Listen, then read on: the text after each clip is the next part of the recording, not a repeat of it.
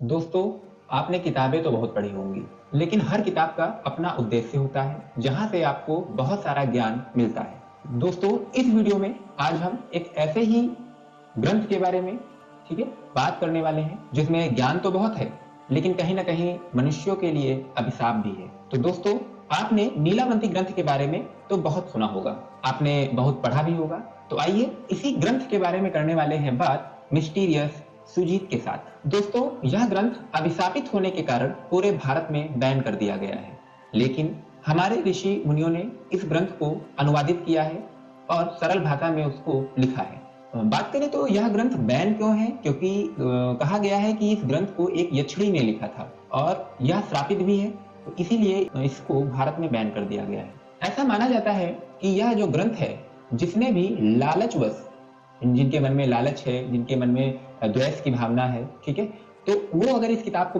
उन्होंने पढ़ा, अधूरा पढ़ा या पूरा पढ़ा, जिन्होंने अधूरा पढ़ा वो तो पागल हो गए और जिन्होंने पूरा पढ़ा उनकी मृत्यु हो गई। इसके पीछे कहानी क्या है, इस पर भी हम बात करेंगे।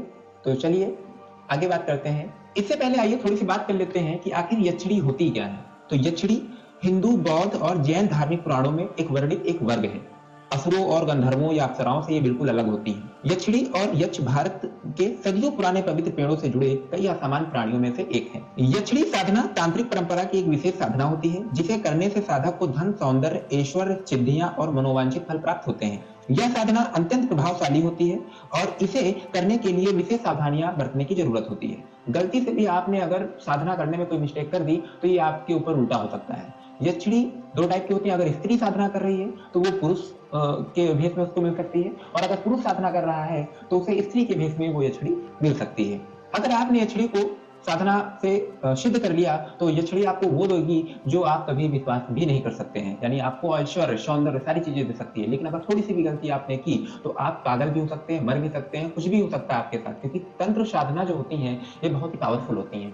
यक्षिणियां कई प्रकार से आ सकती हैं। अगर आप पुरुष हैं और साधना कर रहे हैं तो आपकी पत्नी के रूप में भी आ सकती है, बेटी के रूप में भी आ सकती है और माता के रूप में भी आ सकती है, और अदर भी जो होते हैं वो उनके रूप में भी आ सकती है। डिपेंड करता है कि आपकी साधना वो किस पर्पज से है। कहानी में आगे बढ़ते हैं। दोस्तों, बताया जाता है कि उत्तर प्रदेश के एक छोटे गांव से एक आदमी था और उसकी एक पत्नी थी और एक छोटी बच्ची थी। जब वह बच्ची 5 वर्ष की हुई तो उसकी माँ की मृत्यु हो गई। बच्ची का नाम नीलावंती था। माता की मृत्यु के बाद उसके पिता ने और बच्ची ने उस गांव को छोड़ दिया। कहा जाता है नीलावंती के पिता को आयुर्वेद में बहुत सारा ज्ञान था, तो नीलावंती भी अपने पिता से कई सारी चीजों के बारे में, आयुर्वेद में जानकारी अपने पिता से प्राप्त करती रहती थी। नीलावंती के अंदर एक खासियत और भी थी।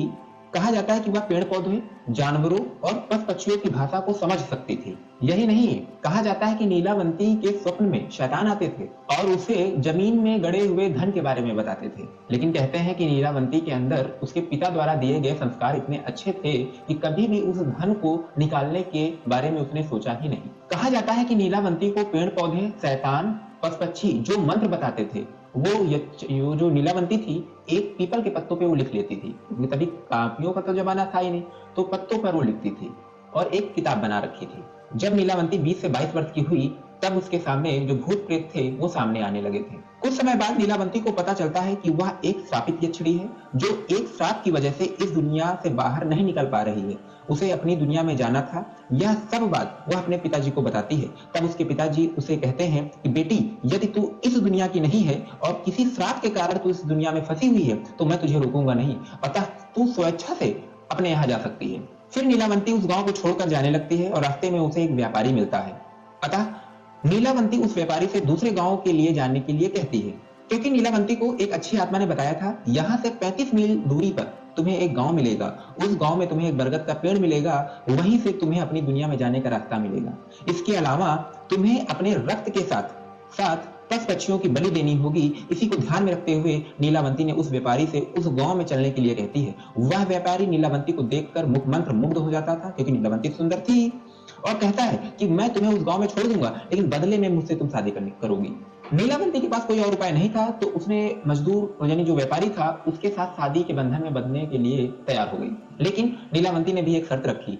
वो बोली कि दिन में मैं तो आपके पास रहूंगी, लेकिन रात में मैं कहाँ जाती हूँ, क्या करती हूँ, इससे आपको कोई लेना देना नहीं है। व्यापारी को अगर यह शर्त मंजूर है तो वो हाँ करे। तो व्यापारी ने इस शर्त को मान के हाँ बोल दिया, क्योंकि व्यापारी असल में देखा जाए तो व्यापारी यहाँ पर व्यापारी नहीं था, वो बन के आया था। कौन था अभी इस कहानी में आगे पता चलेगा। उस व्यापारी ने नीलावंती को अपने साथ ले गया और उस गांव तक पहुंचा दिया। फिर शर्त के अनुसार आगे की प्रक्रियाएं चलने लगी। रात के समय नीलावंती प्रतिदिन बरगद के पेड़ के नीचे तंत्र मंत्र करने के लिए चली जाती थी और वहां पर वो अपना रक्त और पशु पक्षियों की बलि भी देती थी।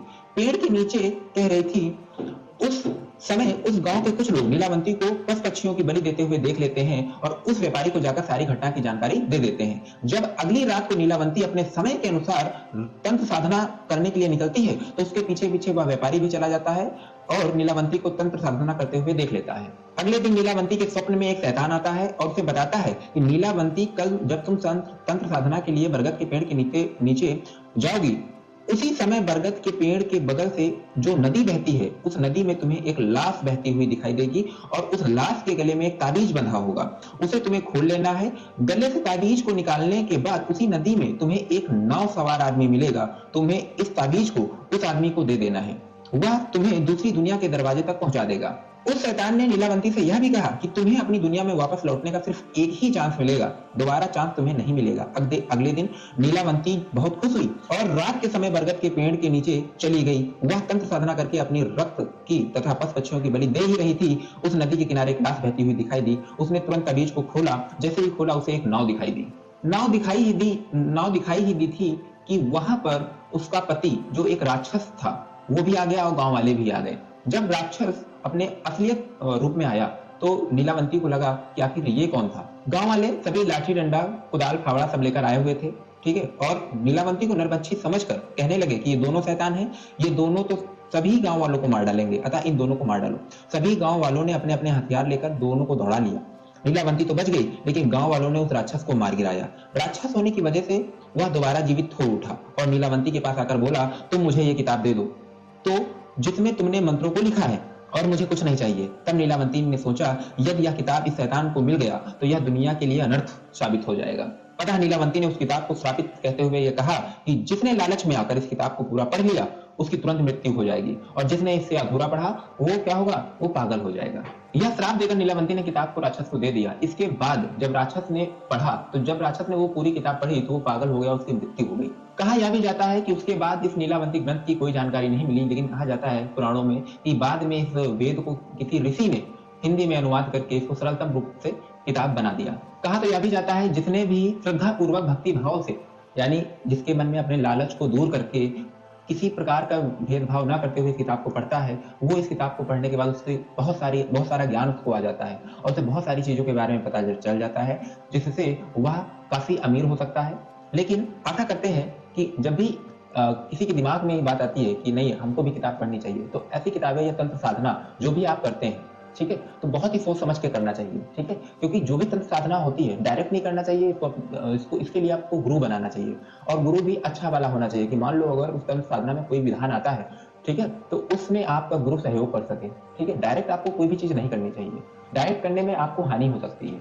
यह वीडियो आपको कैसा लगा, वीडियो को कमेंट में बताइए कि आपको यह वीडियो कैसा लगा। इसी के साथ हम यह वीडियो समाप्त करते हैं। धन्यवाद।